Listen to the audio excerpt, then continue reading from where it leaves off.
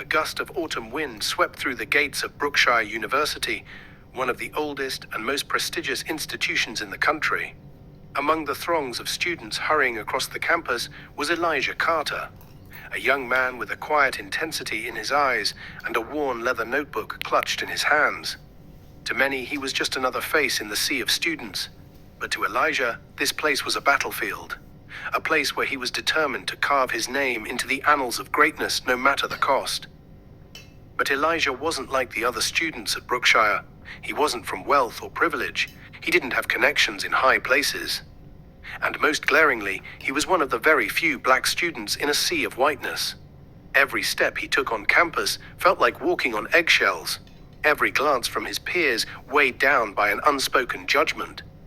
Yet, despite it all, Elijah was no stranger to hardship, and he was not here to fit in. He was here to rise. His reputation as a brilliant but aloof freshman spread quickly. Professors whispered about his sharp mind, his uncanny ability to solve problems that baffled even the brightest of his peers. But while his brilliance earned him grudging respect in the classroom, it did little to endear him to his fellow students. For reasons he couldn't control, Elijah was a symbol of what they didn't understand, a reminder that talent could emerge from places they had never considered. What no one knew, however, was the depth of the fire that burned within Elijah. Beneath the calm exterior lay a storm of ambition, pain, and defiance, a storm that would soon shake the foundations of Brookshire University itself. The first day of classes began with muted excitement as students filled the historic halls of Brookshire. Elijah, dressed in his carefully ironed shirt and faded jeans, took his place in the front row of a lecture hall. He had arrived early, eager to absorb every detail of the professor's introduction to advanced robotics, his chosen field of study. He was alone. The other students filed in moments later, casting sidelong glances in his direction. "Isn't that the scholarship kid?" someone whispered, just loud enough for Elijah to hear. He didn't react, keeping his eyes fixed on the board. "Heard he's from Southside Chicago," another voice chimed in, dripping with disdain. Southside. That one word carried a weight that Elijah knew all too well. It was not just a geographic marker, but a judgment, a label meant to reduce him to a stereotype. He clenched his fists beneath the desk, but refused to look back. They didn't know him. They didn't know his story. And he wasn't about to waste time explaining himself to people who had already made up their minds. The lecture began, and for a moment Elijah lost himself in the complexity of the professor's words. He asked thoughtful questions, challenging ideas in ways that even the professor hadn't considered. By the end of the class, everyone had noticed him, not because of where he came from, but because of the sheer force of his intellect. But brilliance has a way of threatening the fragile egos of those who feel entitled to superiority. Later that day, as Elijah entered the cafeteria, the hum of conversation seemed to lower a decibel. He grabbed his tray and scanned the room, searching for a seat. His gaze lingered on a group of students from his robotics class. For a brief moment, he considered joining them, but before he could approach, one of them turned their back, closing the circle. The message was clear: "You're not welcome."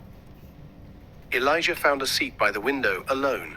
The laughter from other tables swirled around him, but he focused on his notebook, sketching out ideas for a project that had been brewing in his mind for weeks. He wasn't here to make friends, he reminded himself. He was here to succeed.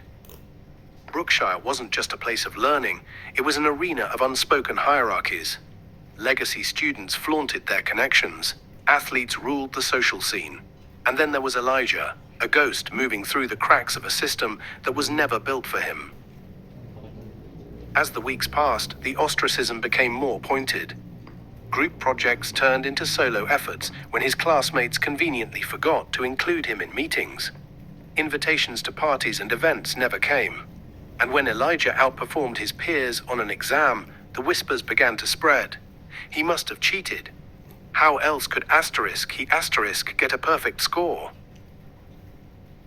The weight of isolation pressed heavily on Elijah, but he channeled it into his work. Every slight, every insult became fuel for his ambition. He spent late nights in the robotics lab, working on a project that he hoped would redefine him in the eyes of his peers.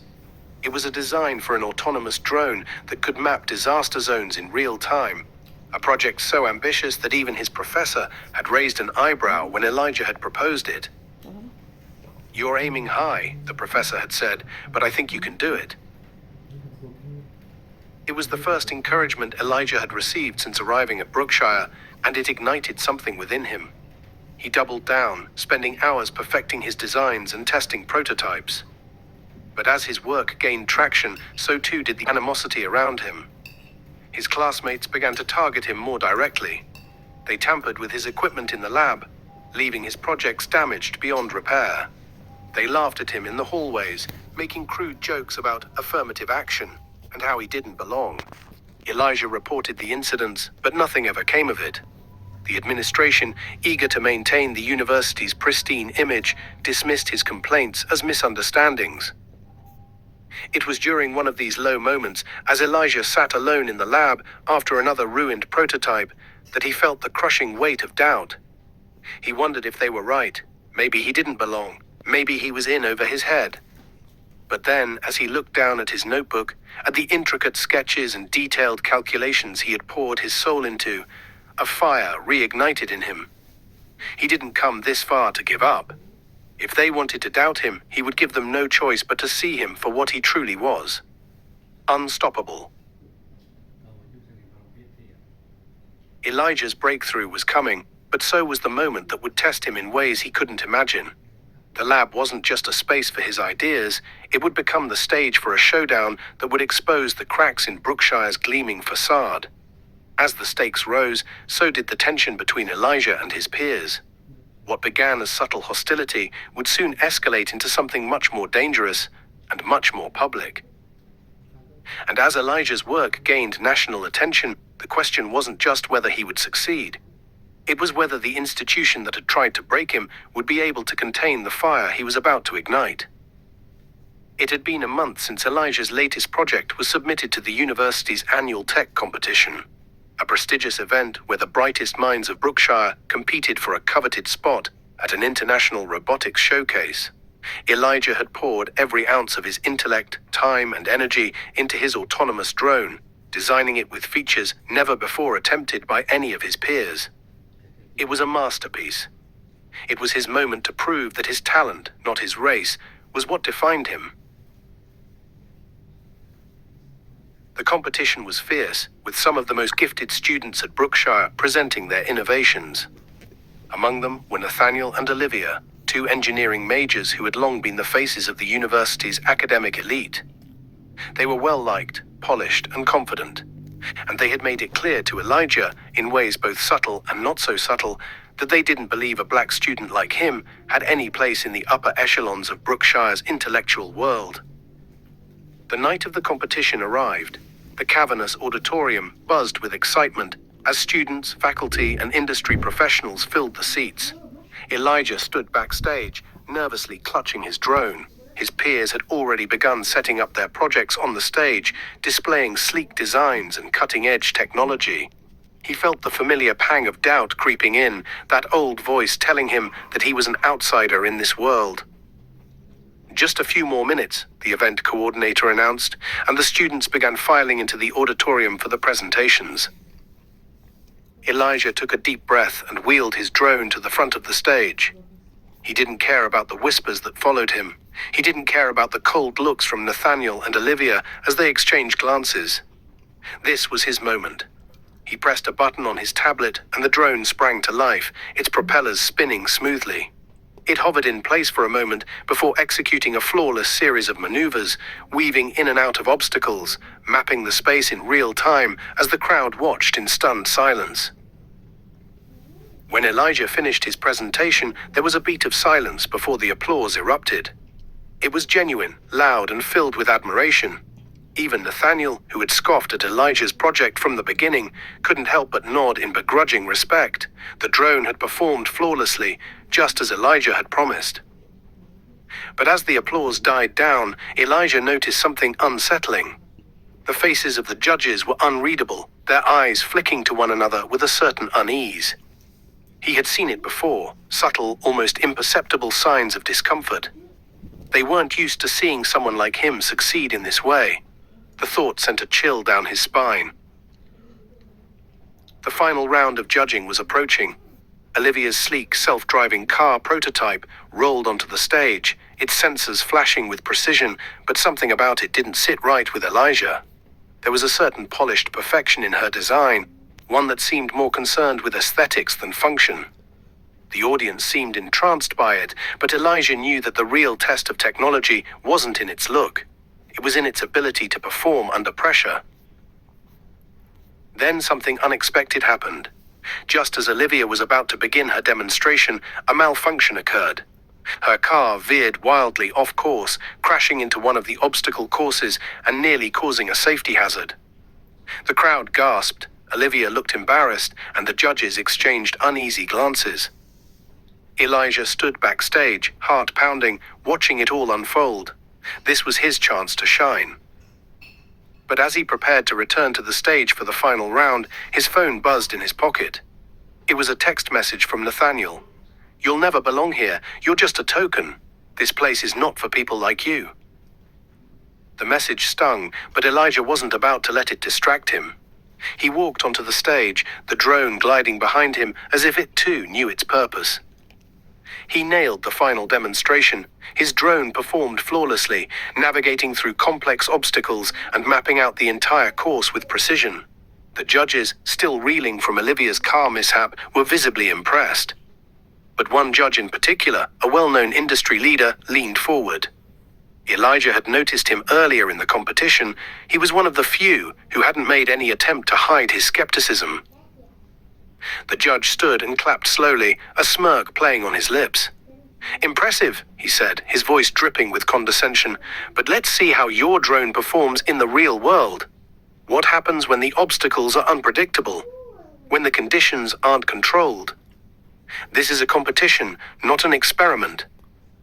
Elijah's heart skipped a beat. The implication was clear.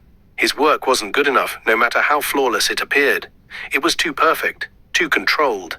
They didn't want to see it succeed. They wanted to see him fail. The weight of the moment threatened to overwhelm him, but Elijah didn't falter.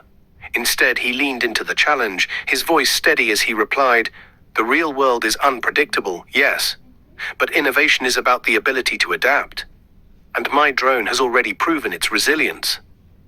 He pressed a button on his tablet, and the drone launched into a test that no one had expected.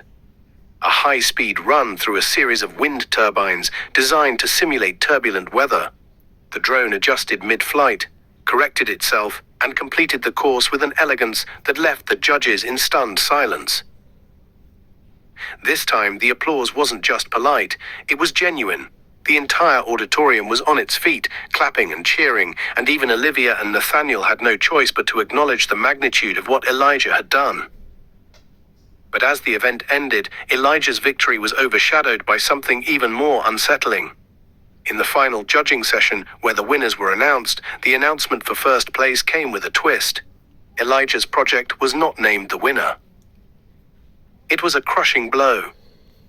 The official announcement, while acknowledging Elijah's performance, proclaimed Nathaniel's project as the official winner because of its greater potential for commercialization. The crowd cheered, but Elijah could hear the subtle undertones of indifference. He wasn't just excluded from the top prize, he was being silenced. The fallout from the competition didn't end with the announcement. Elijah's reputation took a hit. His victory, though monumental in the eyes of many, was overshadowed by the decisions of those in power. It was clear to Elijah that the system at Brookshire wasn't ready for someone like him to truly succeed, and it wasn't just because of his talent. It was because of who he was. As the days passed, Elijah became a pariah, the whispers growing louder. He was just a token. It was a fluke. They only gave him second place because of diversity. Elijah was tired. He was tired of fighting a system that didn't want him to win. But even in his darkest hours, he realized one thing. This wasn't over. Not by a long shot. He would not be silenced. His work would not be forgotten. And he would prove, once and for all, that excellence wasn't a privilege for the few. It was a birthright for all.